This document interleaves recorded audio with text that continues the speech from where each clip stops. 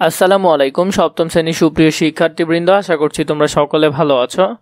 আজকে শুরু করব তোমাদের বিজ্ঞান অনুশীলন বইয়ের 139 নম্বর পৃষ্ঠা থেকে। ডাইনোসরের ফসিল পাওয়ার সম্ভাবনা আছে কি? তোমার উত্তরের সাপেক্ষে যুক্তি নিচের ফাঁকা জায়গায় লিখে ফেল। প্রায় 6.5 কোটি বছর পূর্বে ডাইনোসরের বিলুপ্তি ঘটে, আর বাংলাদেশ বঙ্গীয় বদ্বীপের অংশ। আজ থেকে 5 কোটি বছর পূর্বে বঙ্গীয় বদ্বীপের কোনো অস্তিত্ব ছিল না, যা ভারতীয় প্লেট বরাবর ইউরাশিয়া প্লেটের সাথে ধাক্কা খেয়ে গড়ে ওঠে হিমালয় পর্বতমালা। হিমালয়ের গঙ্গোত্রী হিমবাহ থেকে ধুয়ে আসা বিশাল পলিমাটি গঙ্গা নদী বয়ে এসে বেঙ্গল বেসিনে জমা হতে শুরু করে।